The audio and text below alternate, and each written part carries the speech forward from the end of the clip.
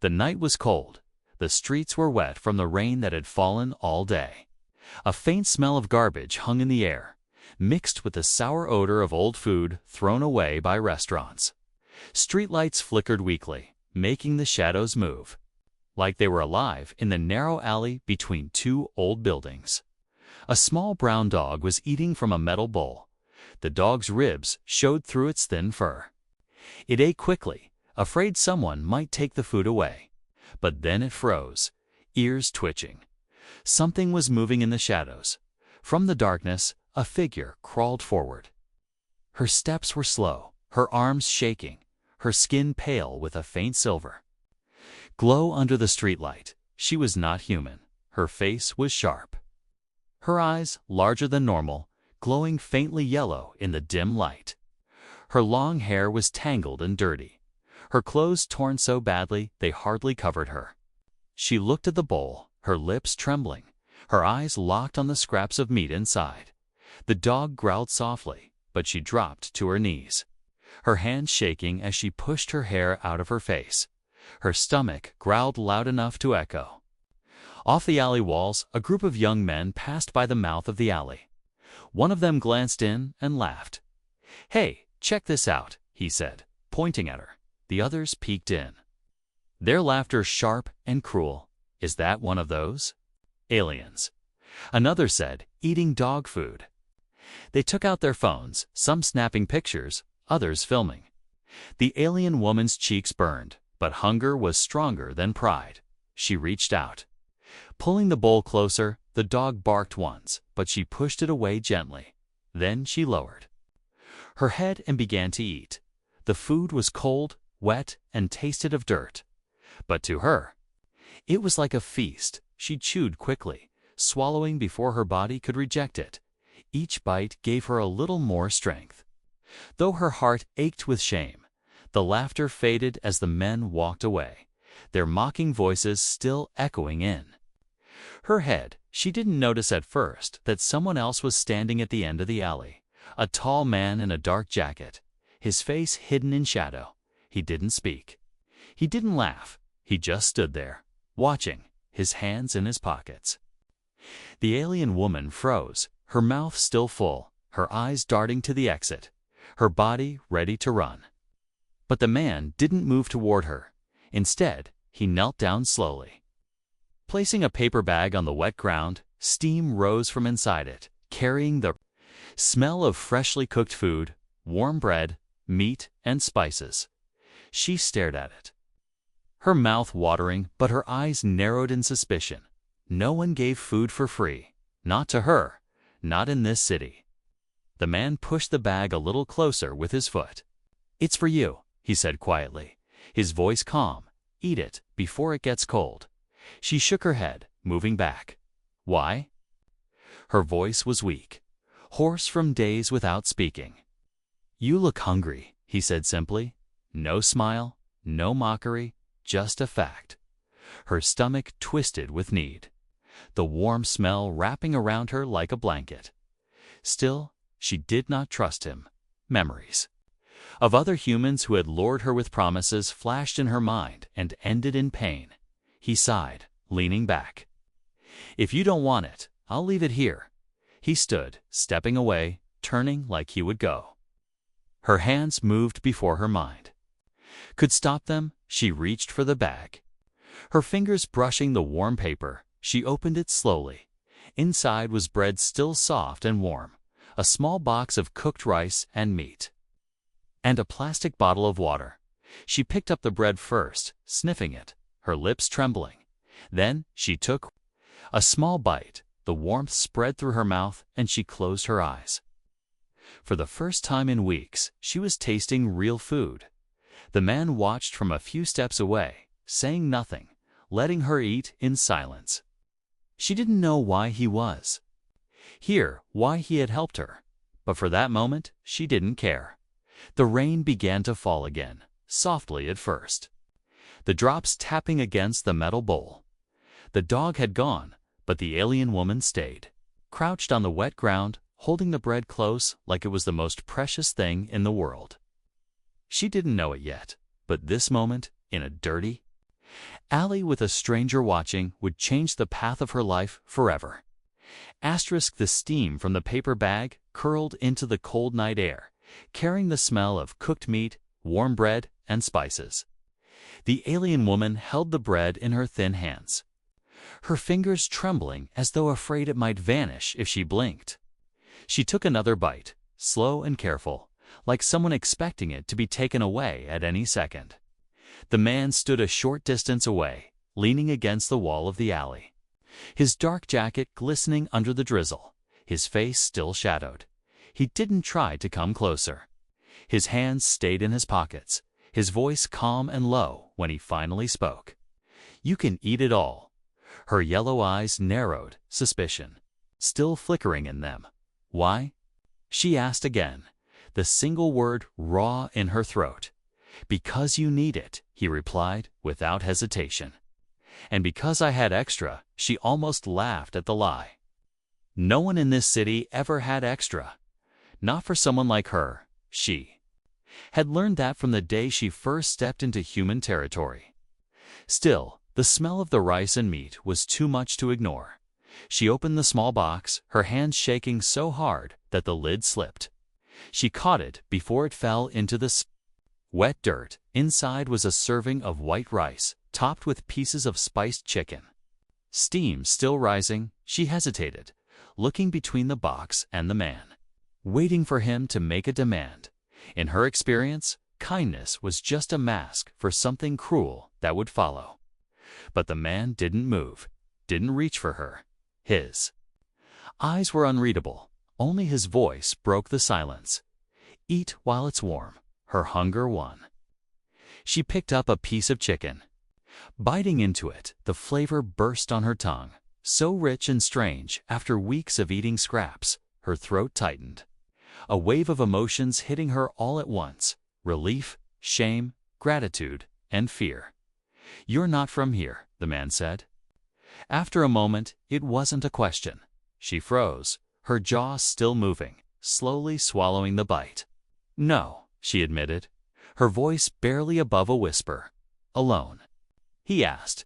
Her gaze fell to the wet ground. She didn't answer. Silence was safer. The man nodded like he understood. He didn't push her. Instead, he turned his head toward the street as a group of humans passed by, laughing loudly, their footsteps splashing through the puddles. He stayed quiet until they were gone. "You'll get sick out here," he said, after a pause, "and the wrong people might find you." She flinched at his words, because they were true and because the wrong people had already been hunting her once. Where did you get this food?" she asked suddenly, her tone sharp. "I bought it," he said simply. She frowned. "Why waste your credits on me?" "Because you were eating from a dog's bowl," he said, his tone still calm but firm. No one should have to do that. His words cut through her defenses in a way she didn't expect. For a moment, she just stared at him, searching for the trick, the hidden cruelty. But she found nothing in his face except tired honesty. She took another bite, chewing slower now, watching him carefully, trying to read him. He didn't seem like the other humans she had met. He wasn't curious about her species, her body, or her abilities. He wasn't asking for her to work or to follow him anywhere. When she finished half the rice, she set the box down on her lap. "What do you want?" "From me?" she asked, her voice steady but her heart pounding. The man pushed away from the wall, taking a slow step forward, but stopping just outside the reach of her hands. "Nothing," he said. "You don't owe me anything." She stared at him like he had just spoken a language she didn't understand. In her world, every gift had a price. The drizzle turned into a light rain, the drops tapping against the paper bag. She pulled it closer, covering the food to keep it dry. The man glanced at the sky, then at her. "Do you have somewhere to sleep tonight?" Her lips pressed into a thin line. She shook her head slowly. He sighed quietly, his breath visible in the cold air. "There's a small place I rent," he said. "It's not much, but it's warm." Her eyes narrowed again, her body tensing. You think I'll just follow you?"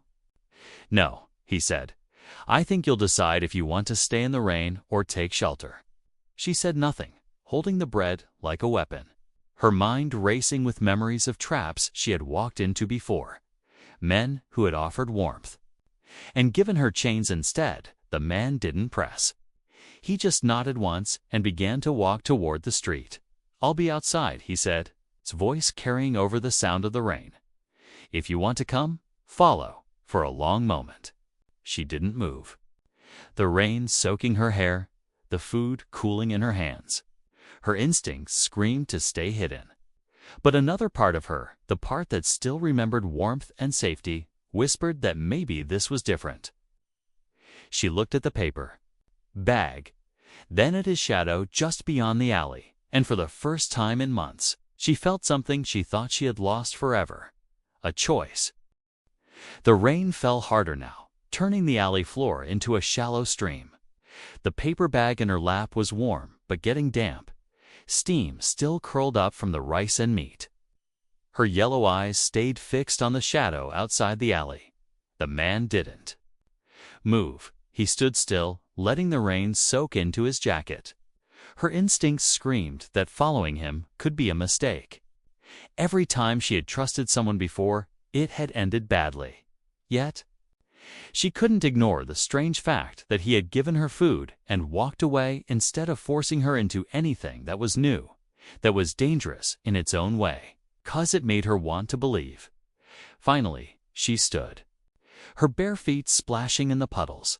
She clutched the bag close to her chest and stepped out of the alley.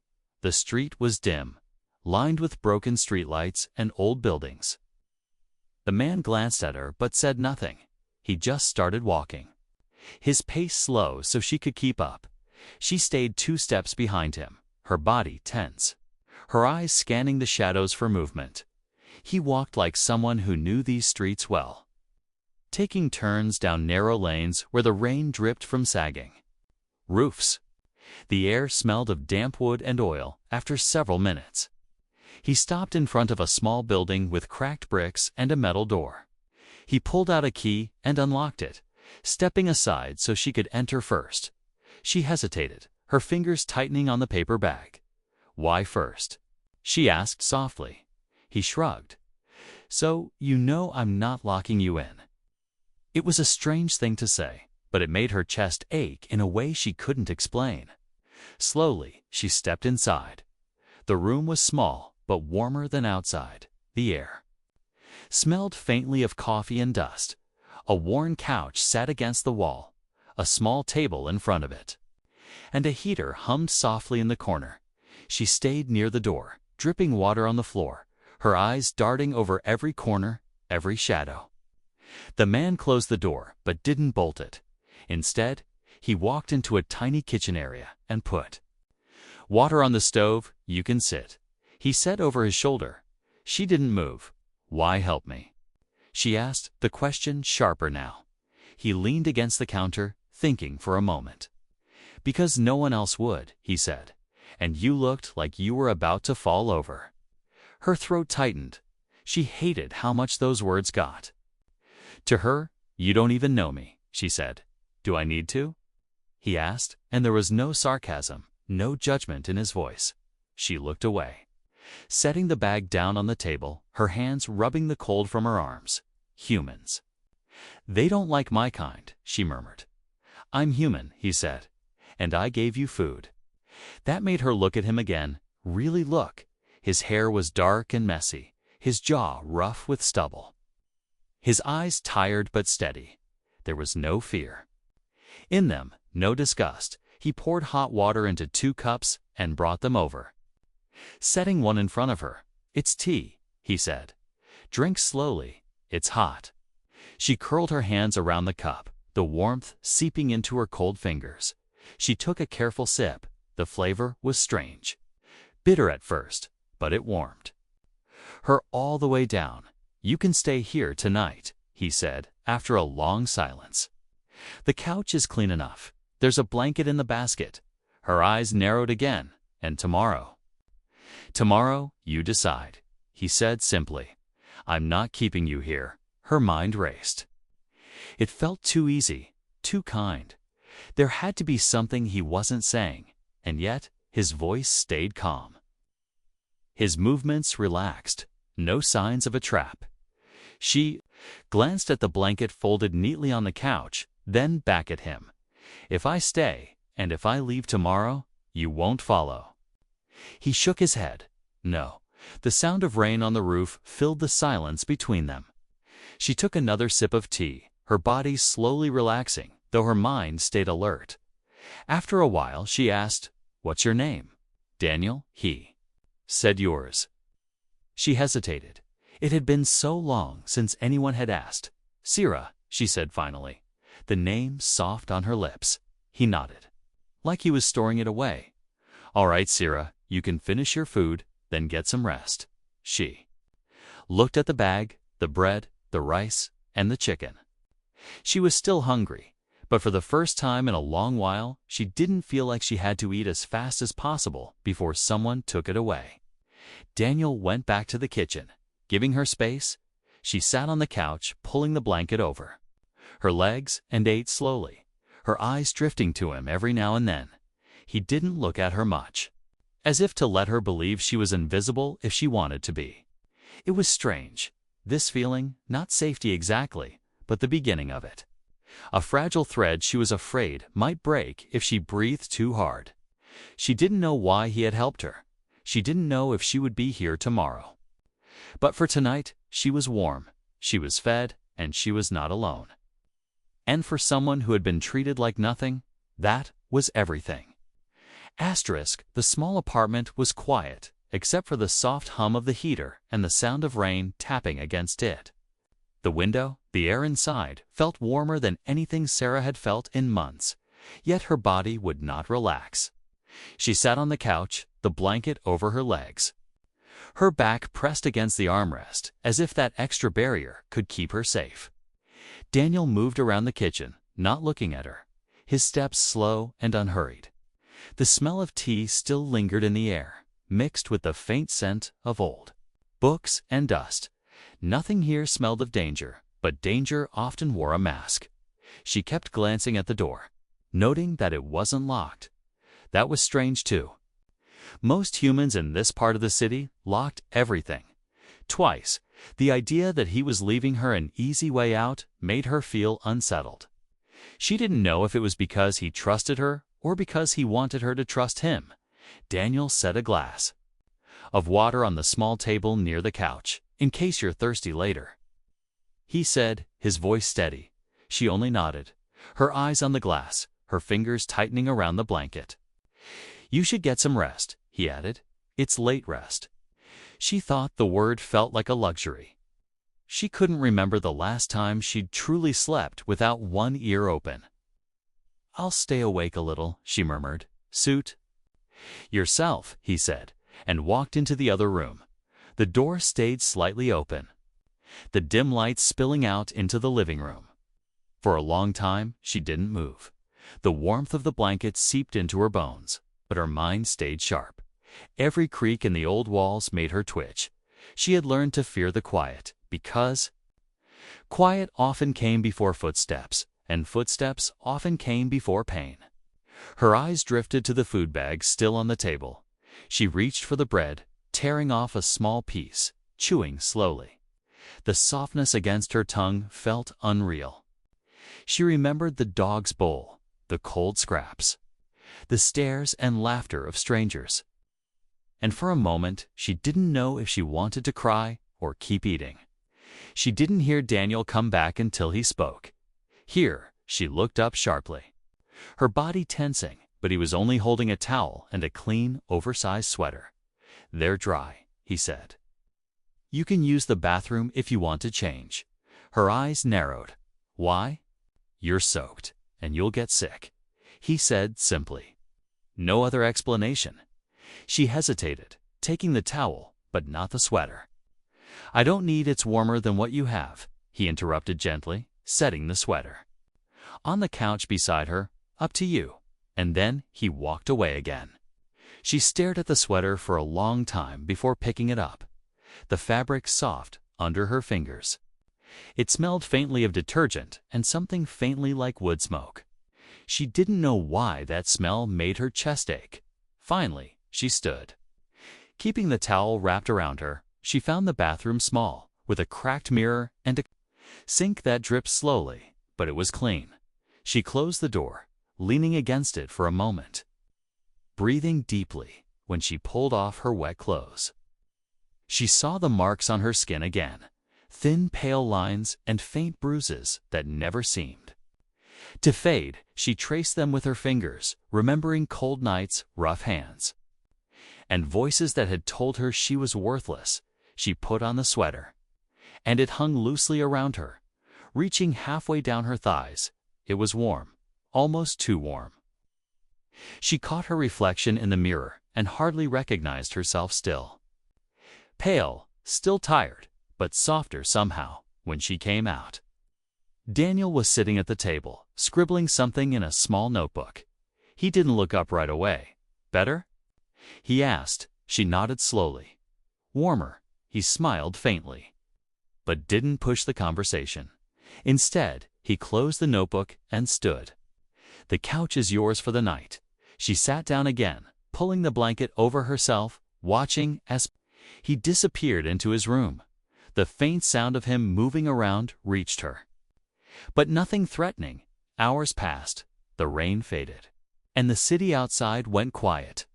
Sira stayed awake, her eyes fixed on the door, but slowly. The warmth seeped deeper into her body. Her eyelids grew heavy. At some point, she drifted into a light sleep, and for the first time in a long while, there were no nightmares. Only the distant memory of a home she had lost, and the strange thought that maybe, just maybe, she had found a place to rest for a little while. The morning light crept through the thin curtains, painting pale lines across the small apartment. Sira woke slowly, her body stiff from the couch, but warmer than it had been in months. For a moment, she didn't remember where she was. Then, the smell of something cooking brought her back. She pushed the blanket aside and sat up, the oversized sweater still wrapped around her thin frame. She listened carefully. The soft clink of utensils, the faint hiss of something frying. No angry voices. No footsteps coming to drag her outside. Daniel was in the kitchen, his back to her, moving between the stove and the counter. On the table was a plate with bread, some eggs, and a small jar of what looked like jam, steam curled up from a kettle. "You're awake," he said without turning. She stayed by the couch, her bare feet pressed into the warm spot on the floor near the heater. "You made food," she said slowly, as if the idea was strange. "It's breakfast," he replied. "You can have some if you want." Her stomach tightened, part hunger, part suspicion. "Why?" she asked again. Daniel finally turned, meeting her gaze. "Because you need it," he said simply, the same way he had last night. She hesitated, then moved closer, her eyes scanning the food, looking for tricks, poisons, anything out of place. Old habits didn't fade easily. She sat at the table, her hands resting in her lap. Daniel slid the plate toward her. "Eat," he said, and turned back to pour hot water into 2 cups. She picked up a piece of bread, tearing it in half. The warmth surprised her. She took a bite, chewing slowly. It's better than the dog's bowl," she murmured without thinking. Daniel's eyes flicked toward her, a faint smirk on his lips, but he didn't say anything. He set a cup of tea in front of her and sat down across the table. They ate in silence for a while, until Sira finally asked, "Why aren't you asking me questions?" "What kind of questions?" he asked. "Where I came from, what I'm doing here, why I was in that alley." She said, her voice tight. "Do you want to tell me?" he asked back. She looked down, her fingers tightening on the bread. "No." "Then I won't ask," he said simply. His answer made her chest ache again. Like last night, she had been treated as less than a person for so long that being given A choice felt like something she didn't know how to handle. After a long pause, she spoke quietly. I wasn't always like this. Daniel didn't move. Didn't push her to go on. He just listened. I came here. With others, she continued. Our ship. It broke. We landed far from our world. We were supposed to find help, but humans. She trailed off, her jaw tightening. They didn't want us. Daniel's hands rested on the table, steady and still. What happened to the others? He asked gently. Her eyes grew distant. Sold, taken, some disappeared, she said, her voice barely a whisper. I ran. But there's nowhere to run when you're not wanted. She lifted her sleeve, showing him a faint mark burned into her arm, a jagged symbol. This means I belonged to someone. She said bitterly, property. Daniel's expression didn't change. But his eyes darkened. Not anymore. He said firmly. She let the sleeve fall back into place. That's what they all say, she murmured. Until they need something from me, he didn't argue. Didn't try to convince her otherwise. He just said, I don't need anything. They finished breakfast in quiet, but the silence wasn't heavy. Not like before. Afterward, Sira sat back on the couch, watching the rain start up again outside the window. Daniel sat at the table with his notebook, jotting something down. She couldn't see what, and she didn't ask. Her mind drifted back to the faces of those she had lost. The sound of their voices, the feeling of not being alone. It hurt to remember, but it also reminded her she had survived. Even if survival had turned her into someone she hardly recognized. You should stay inside today, Daniel said after a while, breaking the quiet. It's not safe out there for you. She frowned. It's never safe. More reason to stay here, he said. The thought of leaving this small, warm space made her stomach twist, but the thought of depending on someone made her chest tighten too. Why do you care?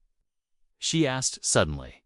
Daniel looked at her for a moment, then shrugged. Because I've been in alleys before too, he said. Not like yours.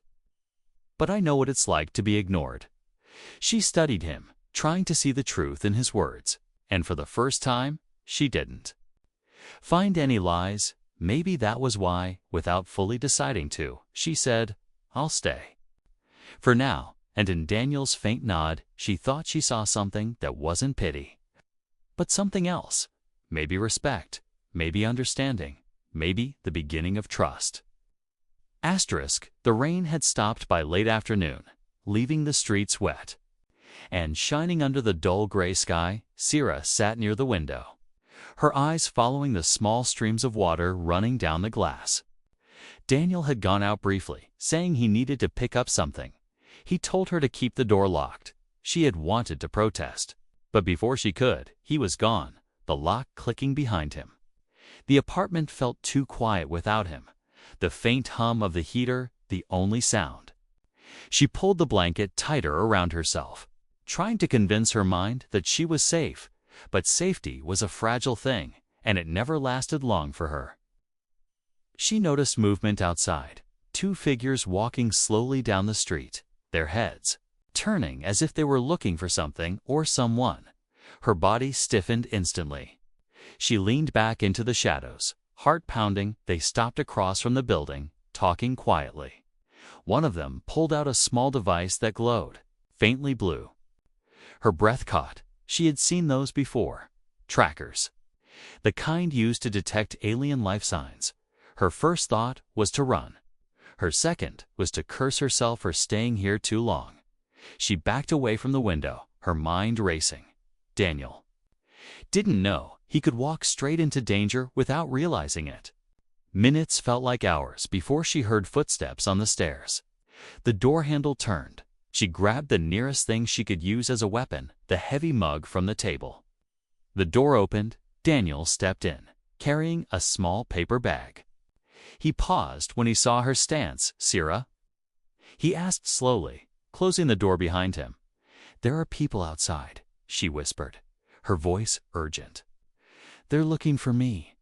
Daniel's expression didn't change much, but his eyes sharpened. Where? She pointed toward the window.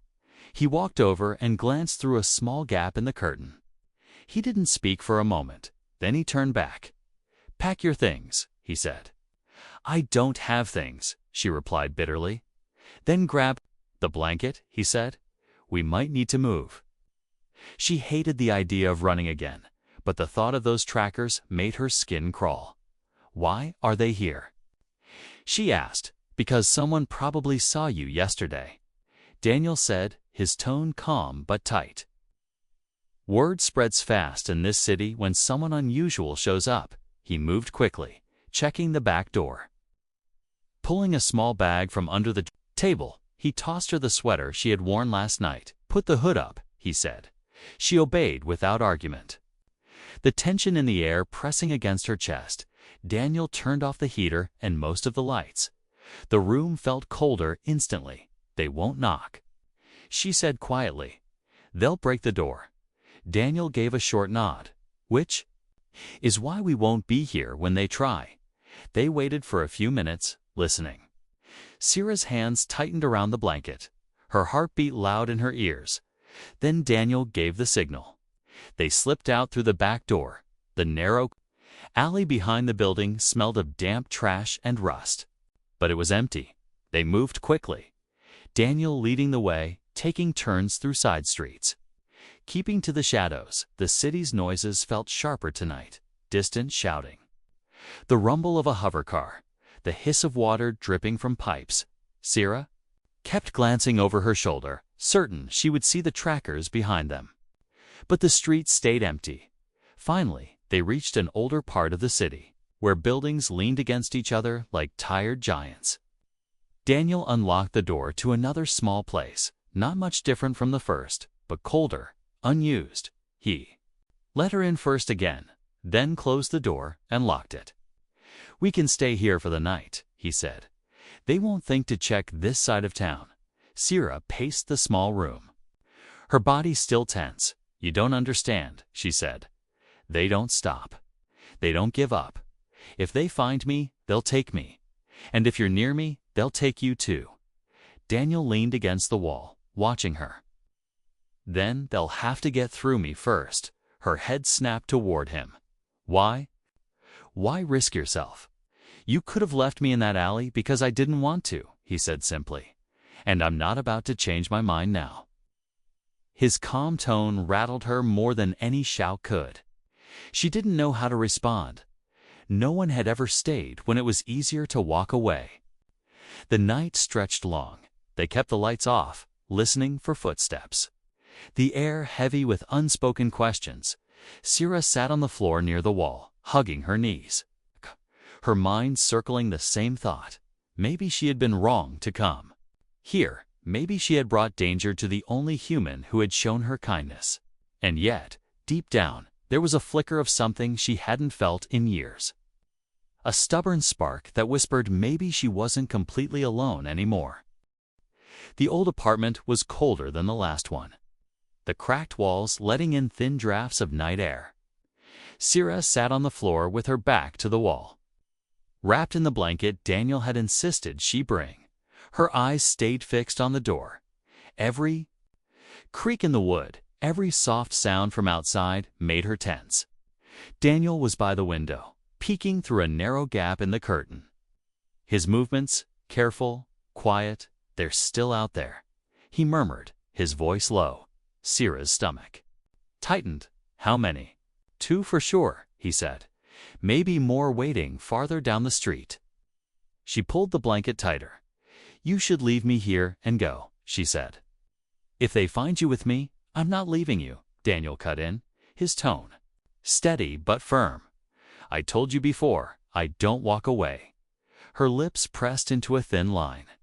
Part of her wanted to argue, but another part, the part that was tired of running alone, didn't. "They'll keep chasing," she said, instead. "Even if we run again, they'll find us." Daniel glanced at her. "Then maybe we stop running." Her eyes widened. "You can't fight them. You don't know what they can do." "I don't need to know," he replied. I just need to know what's worth standing for." The quiet in the room deepened. The sound of footsteps outside made both of them freeze. Slow, deliberate steps. Coming closer to the door, Syrah's heart pounded in her ears. She reached for the heavy mug again. The only thing in the room that could serve as a weapon. The steps stopped. Silence filled the air like thick smoke. Then a voice called out, sharp and cold. "We know she's in there." Syrah's breath caught. Daniel didn't answer. The voice came again. "Open the door, human, hand her over, and we walk away." Daniel turned toward the door, his eyes hard. "Not going to happen," he said loudly. There was a pause. Then the sound of something metallic scraping against the doorframe. "Then we come in," the voice said. Syrah's hands tightened around the mug, her mind screaming that this was it. This was how it always ended. Daniel moved quickly, pulling the small table in front of the door. Blocking it, he looked at her. "If they break it down, stay behind me." The first hit came a moment later, the wood of the door shaking. Dust falling from the frame. The second hit was harder, a deep crack forming along the side. Syrah wanted to tell him to let them take her, to save himself. But the words wouldn't come. Instead, she found herself standing beside him. The blanket slipping from her shoulders, her body shaking but her jaw set. The third hit made the door burst open. Two figures stepped inside, their faces hidden by dark visors, each holding a stun weapon. Daniel didn't hesitate. He swung the edge of the table hard into the first man's legs, knocking him off balance. The second lunged forward, but Syrah threw the mug with all her strength, hitting his visor with a sharp crack. The first man stumbled, trying to recover, but Daniel was already moving, slamming his shoulder into him and forcing him back out into the hallway. The second cursed, swinging his stun weapon, the flash of electricity lighting the room. Syrah ducked just in time, grabbing the edge of the table and shoving it forward. Pinning the second man against the wall, Daniel turned and punched him square. In the side of the helmet, the man collapsed to the floor with a heavy thud. The apartment went quiet again, only their heavy breathing breaking the silence. Daniel locked the broken door as best he could, then looked at her. "You all right?" She nodded slowly, still shaking. You didn't have to do that." "Yeah," he said. "I did." For a long moment, neither of them spoke, the weight of what had just happened settling over them. Then Daniel said, "We can't stay here. They'll send more." Syrah looked at the unconscious man on the floor, then back at Daniel. "Where will we go?" "Somewhere they can't follow," he said. "But we go together." She opened her mouth to argue, but stopped, because deep down, she didn't want to go alone anymore. They left before dawn, moving through the quiet streets, the city still.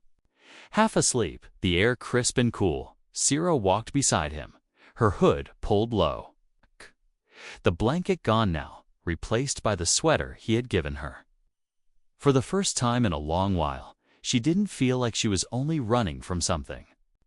She was running toward something too. As the city lights faded behind them, Syrah glanced at Daniel, his eyes on the road ahead, his steps steady. She didn't know where this path would lead, but she knew this. She wasn't going back to that dog's bowl, not ever again. And for the first time in years, the thought of the future didn't scare her. It felt possible.